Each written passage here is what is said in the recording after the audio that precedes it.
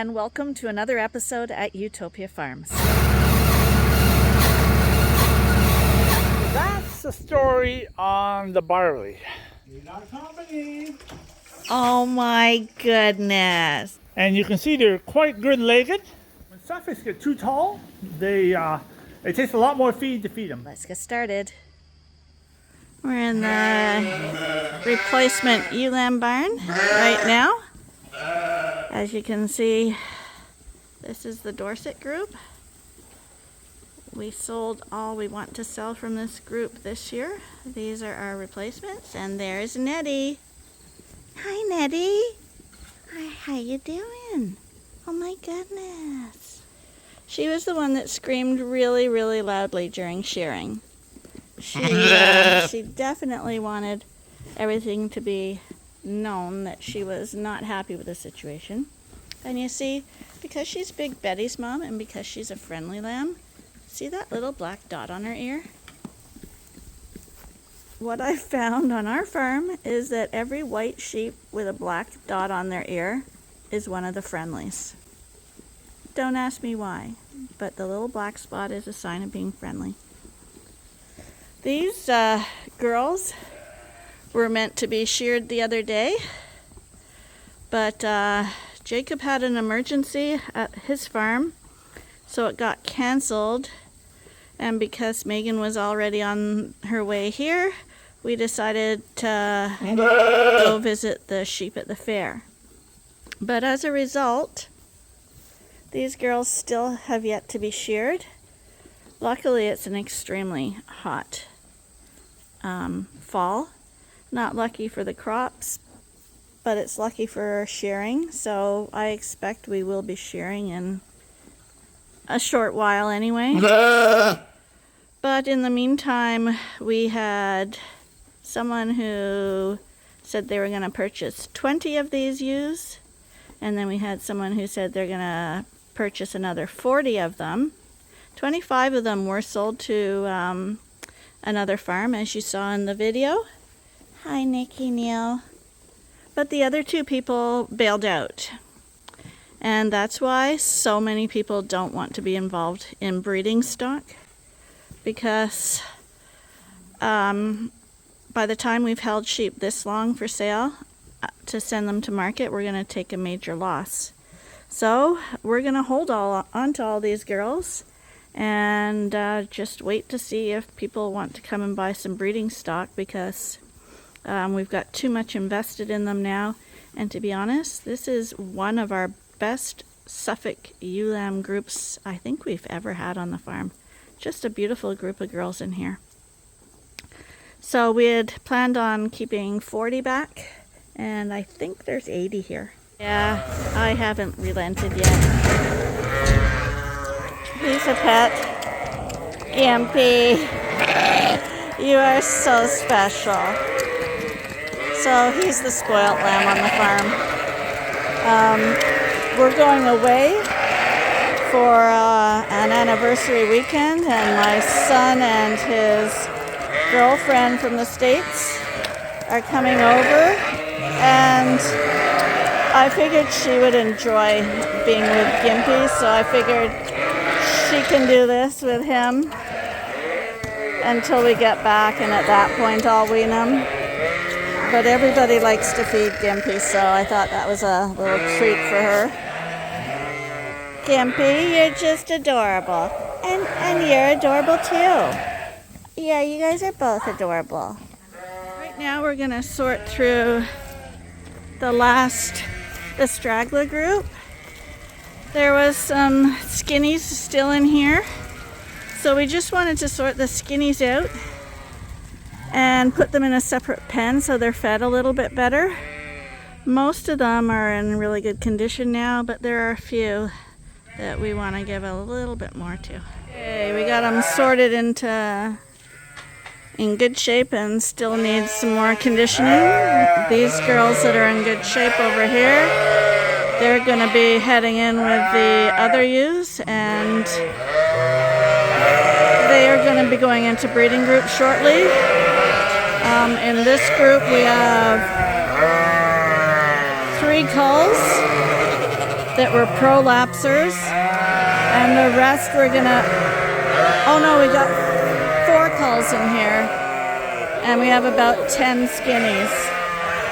So we're just gonna feed them a little bit better for 2 weeks and see how they respond. So we got 24 bales, 3rd cut alfalfa. It's got to be wrapped up. The moisture's too high. And I got 2 more loads to pick up. This stuff looks pretty good.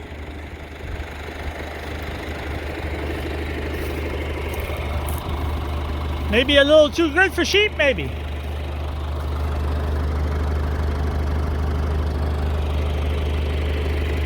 But whatever. This will be the last cut for this field for this year. It's the 10th, I think, of September.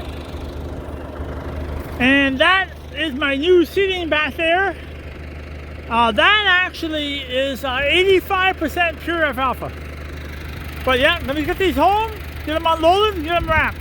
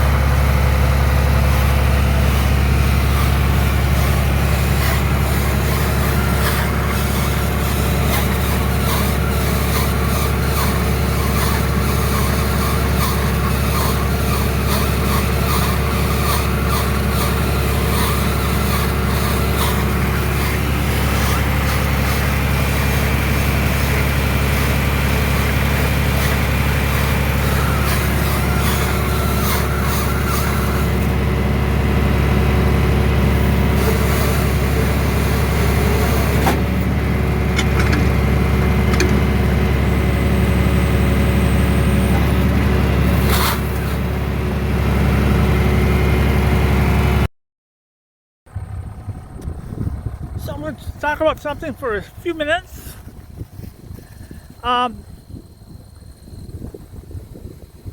10 days ago,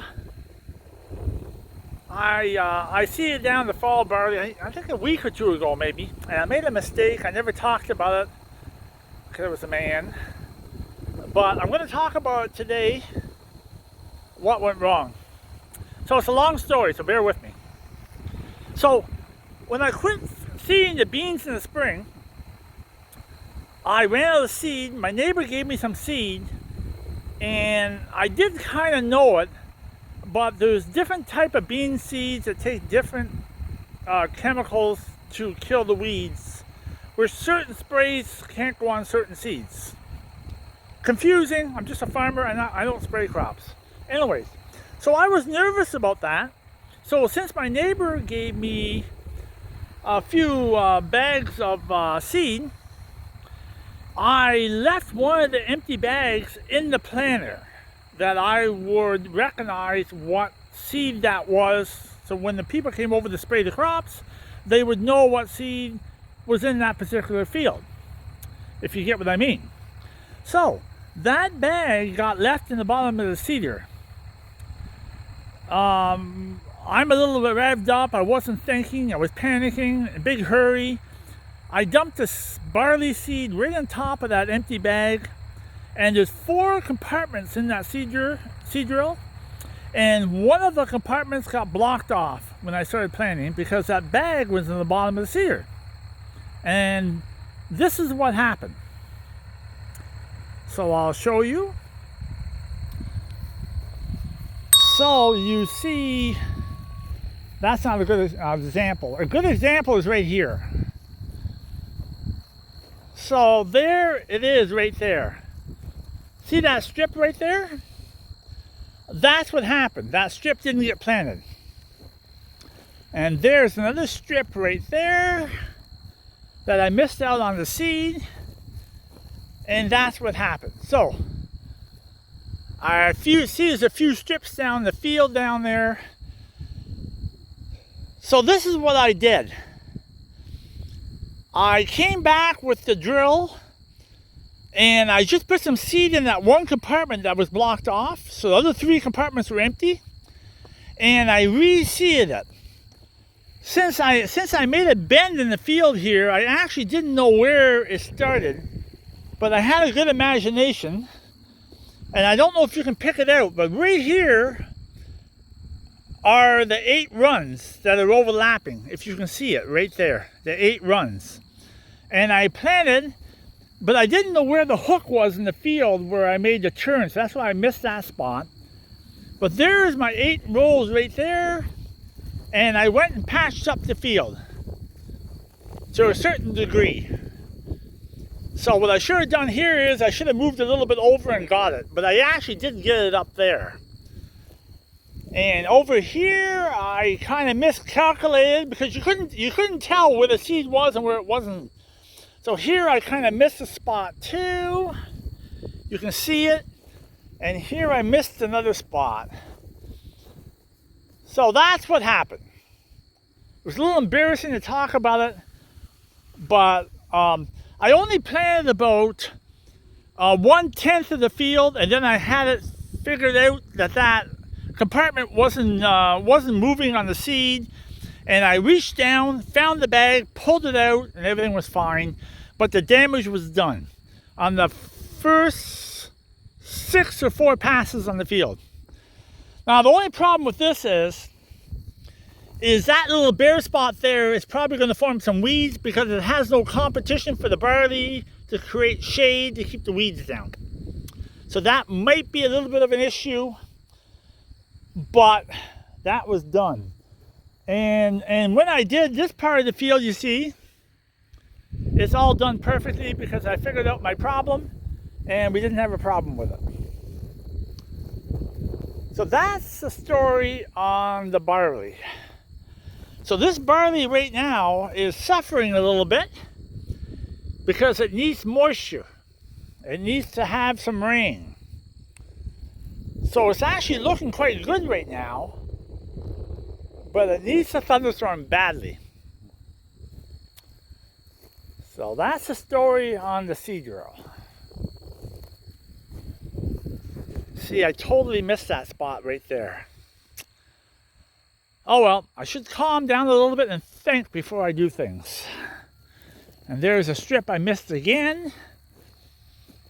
And you can see there are the 1, 2, 3, 4, 5. So 6 rows of barley right there that I come in and reseeded. But I didn't know that I made a hook in the field right here. So I did get it here, but I missed it there. But whatever. Other words, it's looking pretty good actually.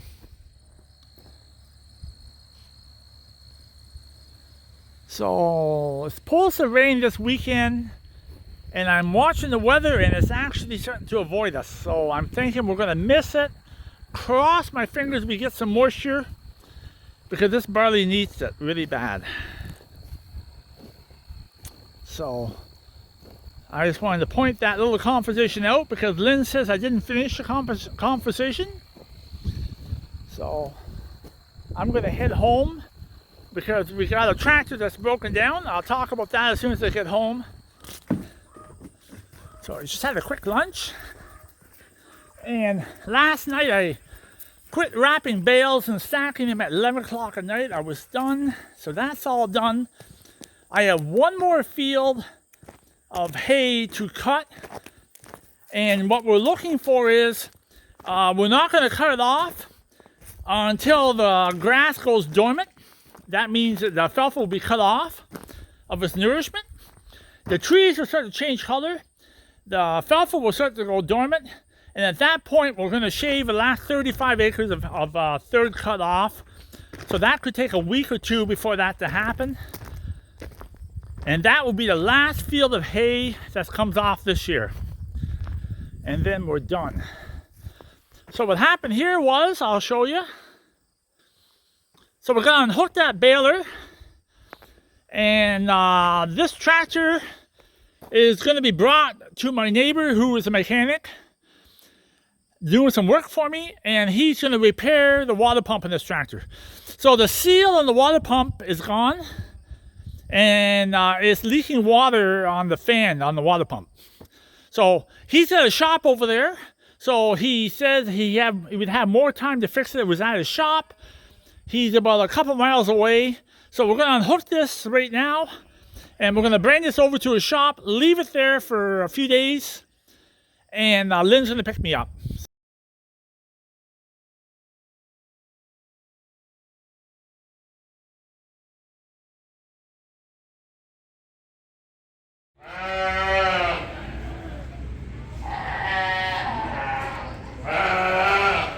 Everybody has done a really good job. The show person at top of the class, I find, just when they're walking is kind of in unison with them. So you will have seen these girls didn't want to be walked that way, and I said when she comes a beauty. Number 2 is Della Davis, who is showing his Dorset Rio crop, and her name is showing Loretta, her Suffolk breed. I'm trying to get dinner made, and lo and behold, Arnie has nothing to do, so I hear stomping on the deck. We got company. Oh my goodness. Who are you? Yes, honey. Well, everyone said I can see that Hamish is Arnie's favorite ram. I said, yeah, Hamish is definitely one of his favorite. But someone else is also his favorite who we're going to be using in the second breeding group. And for those of you who may recognize him, if he gives us a baa, that will be the sure giveaway. Because this is Monty, and he's never ever lost his baby baa. Hi, Monty. I think Monty loves me more than you do. Hi, Monty. Hi, buddy. Oh my goodness, you got such a big head. Look at the neck on him. Yeah. Well, I actually like rams, all sheep actually, when they're 2 years old. That's my favorite. Because then they're just fully grown all the way around. Monty.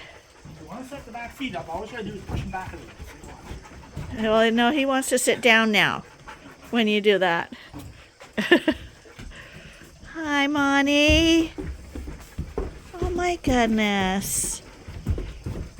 Would you like to have about 30 some girls in a few days?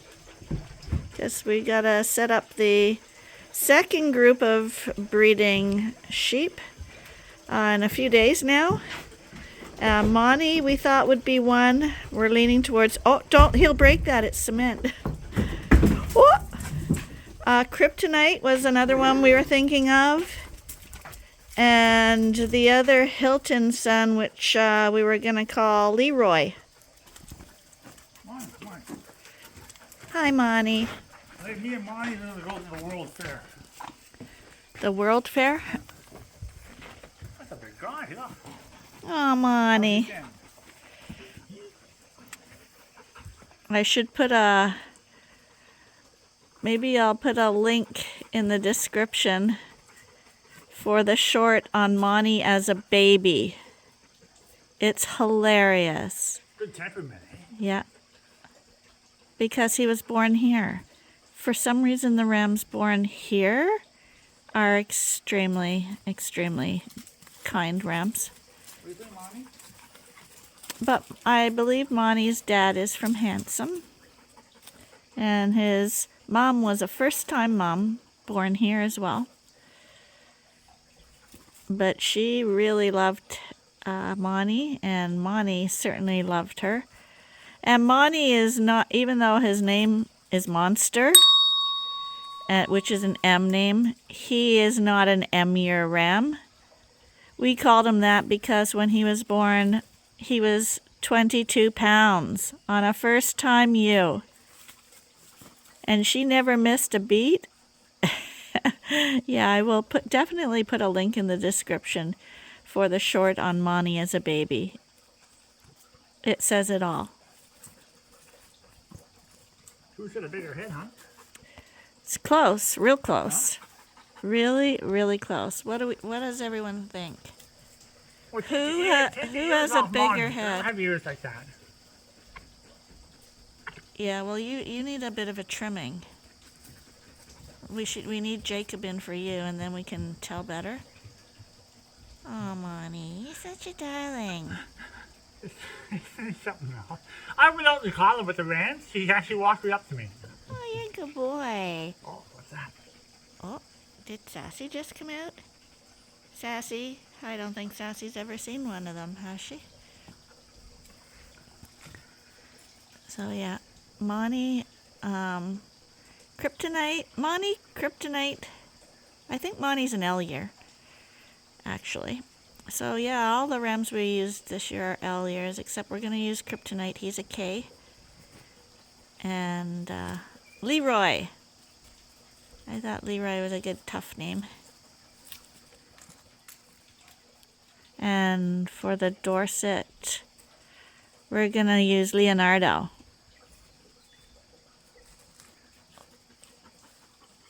And he's in a big head.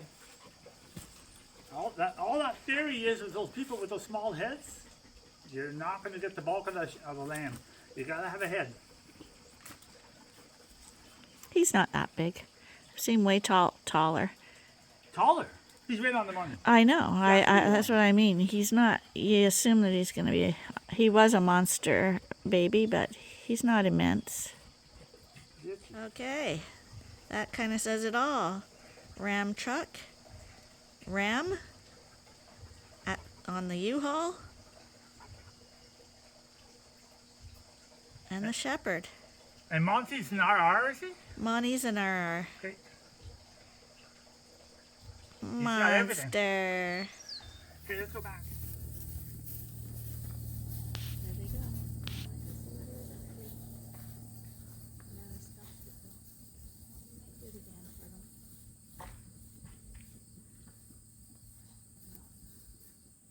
That's a little too much pressure on that when you're watching it.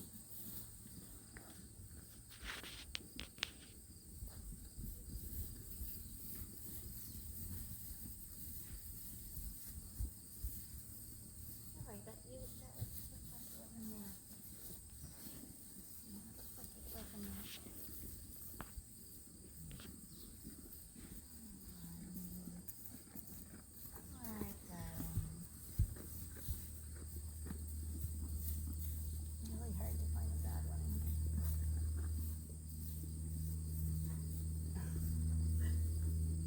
That one hit you? Yeah. I think this little scrawny purple peg one here is the one you said you'd never get rid of, the little, it was the brown one. Oh. They don't stay brown, they turn into Suffolk.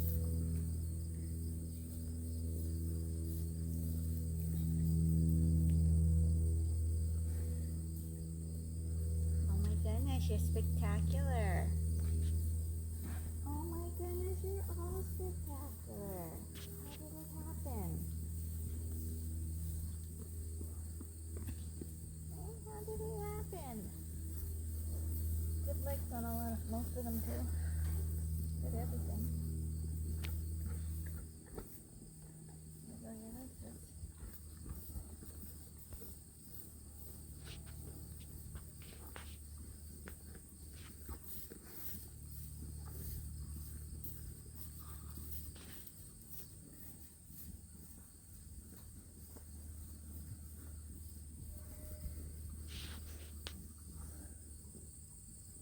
There's Lynn getting some sun. No, trying to avoid the sun. It's hot. There goes Nani.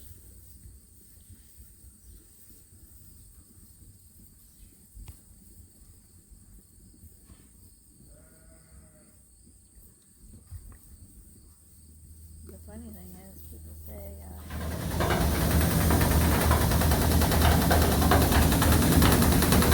We're just putting barley in mixer right now. We're mixing a load of grain. Instead of having my 7 bags as usual for protein, I only have 5 bags left. So we'll just make the ration a little smaller. So right now we're adding the barley. And in a few minutes we'll have enough in there.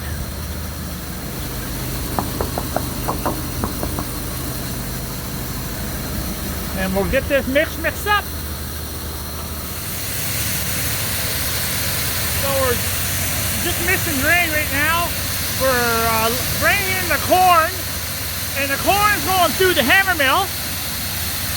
And the beans are fed in, the protein's fed in the back because it doesn't go through the hammer mill. It just goes right in the mixer. And the corn goes to the hammer mill. And I'll show you that. So the beans go in right here.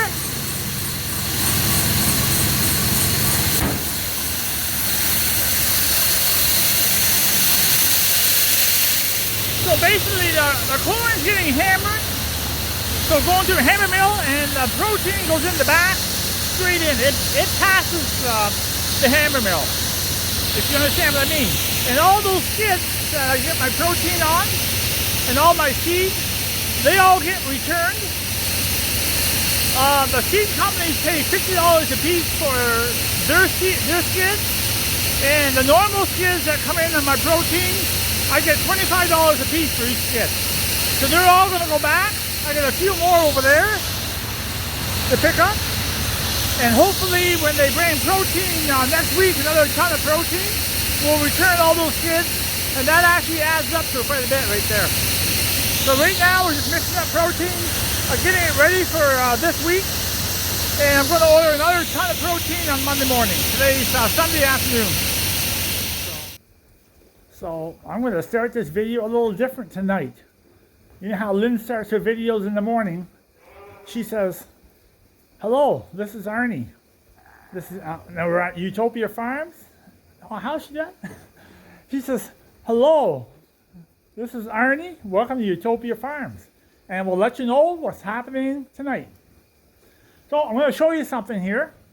Just fed the sheep. And I'm going to show you something what's happening here.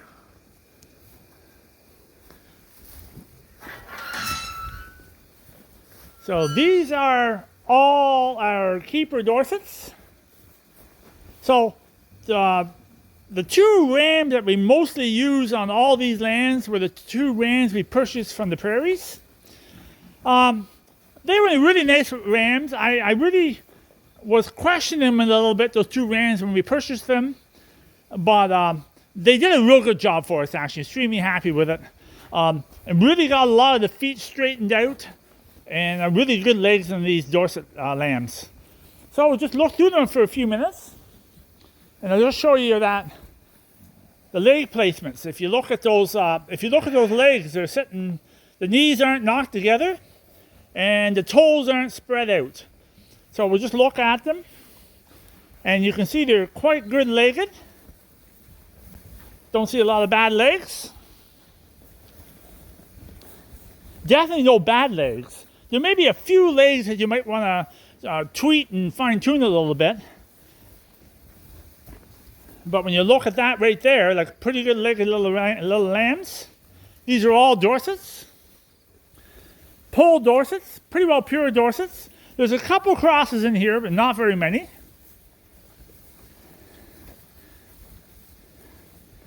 You can see some of them stand out quite well. So a nice one right there. Oh, that actually has black feet. That's actually a cross. But I just wanted to point that out, and I'm pretty happy with the crop of lambs we have this year. These lambs are all staying here. And they look quite good. So I just wanted to make that point across. I was pretty happy with those 2 rams that we purchased. If those people are watching us with those rams, they know we purchased those 2 rams. So I'm hoping they're watching because I'm pretty happy with it. So, see if you look at that lamb right there. The legs are really good. Actually, I don't see any bad legs here hardly at all. I'll just try to find one that I would say that's bad legs. So I'll just go and see if I can find one here that I think has faulty legs. Oh.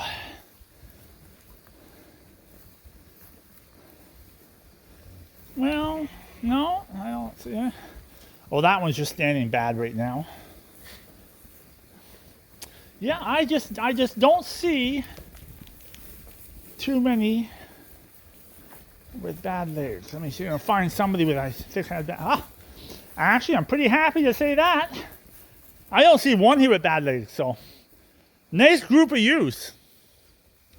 I think it's a really nice group of ewes.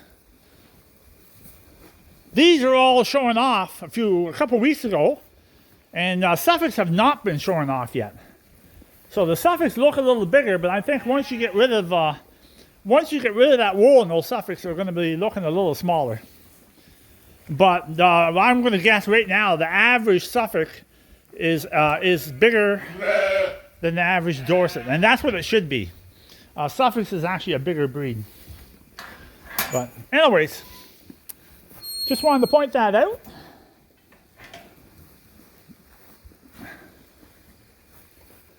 And I just wanted to start my night videos because Lynn starts the morning videos. So I wanted to start my night videos by saying, "Hi, this is Arnie, and welcome to Utopia Farms. And let's find out what's happening tonight." I just wanted to say that because I want to be an equal partner. So I just wanted to get that out there. Anyways, this barn's done. I'm actually going to come back in a few minutes and kick that hay out. I'm just going to go over to another barn right over there and do the same thing. So we can go over there for a few minutes and we can see what's happening. So it's 8 o'clock at night now. It's getting awful dark. So I'm thinking I'm going to change my routine. I think I'm going to start doing my chores at 4 o'clock, 5 o'clock when it's still light out. Because who wants to come out here at night? But the good point about coming out at night, if anybody's stuck or cast on their back, at least you'll be able to see it. Quite disappointed with the lights. Of the 5 lights, there's only 2 working now. So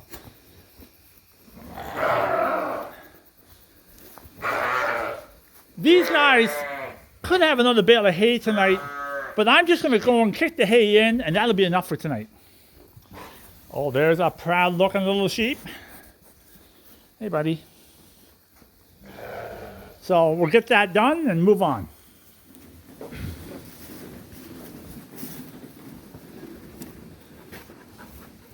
So I'm going to talk about something for a few minutes that was, we were just at our local fair and talking to a few people, and they were asking me some questions. I'm going to tell you what I think, what works in our farm, and it's a little bit of a hot subject, and some people don't agree with it, but it's only my view, okay? With a Suffolk, especially, every inch you go higher on that sheep's body, like higher, taller, the food ratio per pound which you gain gets worse. So the smaller that sheep is, the better it digests that food, the better you get return, if you know what I mean. So the taller that sheep gets, the more feed you gotta feed. Now that's a delicate subject because a lot of people will disagree with that. But we have quite a bit of experience with it. And I found when Suffolks get too tall, it takes a lot more feed to feed them. When they're medium size or small, it takes a lot less feed. And I know that's not a lot of people won't like this conversation. I think we have them exactly where we want them because we were complaining that some of them were too short and we wanted to bring them up to a kind of a medium size. So basically every inch, but I mean, even a quarter inch taller, it's going to affect your feed. ratio on these Suffolks. And that's not always the question. And what is the magical height for a sheep? It could be a different things. What people believe in what works for them. But to us, we know our height where we want to be, and we know where it's too tall and where it's too short. But I was talking about feed ratio on an easier way to figure that out is, I'll make a little joke of it here for a second. One of my neighbors has a 100-ton corn tank that's 25 feet high, holds 100 ton. My other neighbor has a bin of corn that handles 100 ton, but it's 50 feet high. So one's 25 feet high, one's 50 feet high. Every ton that goes into the tank that's 25 feet high, let's say a ton of grain, takes 4 minutes to put that ton in there. The neighbor that has a tank of grain that's 50 feet high, it takes him 10 minutes to get a ton up, because he has to go a lot higher up in that auger to dump it in. So that's the way you gotta look at sheep. If your sheep are too tall, by the time they eat the feed from ground level and get it into the stomach, it takes too long. If the sheep is shorter, by the time it eats that grain and puts it in the stomach, he's gonna save several minutes. That's the way you gotta look at it. The higher the sheep, the higher you have to bring the food, and the longer it takes for her to digest it. I know it's a funny way to look at it, but it does kind of make sense. The taller the sheep, the longer it takes to get the food in the stomach. Maybe people will laugh at that, but maybe not. But anyways, I'll tell you one thing. When I was a little child, my father always told me, we used to have cattle, and my father told me, I said, why do you want to have a big broad nose on an animal? And Dad always said, the broader the nose, the more the animal can eat. Quicker it can eat, the more volume it can grab and eat. Well, that's kind of a simple way to say it, but it makes sense. But I'm a true believer in a big broad nose and a broad head. You're going to get a lot bigger sheep. You never find a ram that has a monster head that has a small body. Every ram that has a monster head has a big body. Just look around. When you look at rams, you'll pick it out quite quick. And Monty was right here, and I could show him, but I don't think Monty will come up. But Monty actually has a monster head on him. Where is he? He was just here a minute ago. Oh, he's actually laying down right there, and he's not going to get up. But an example is we had Monty out today, and I was holding him right beside my head. You can see he has a monster head. But just do the math and you look at rams. See how big their heads are. You're never going to find a monster ram with a small head. A monster ram's always going to have a big head. Anyways, on that note, I'm going to get going here, and I'm done tonight.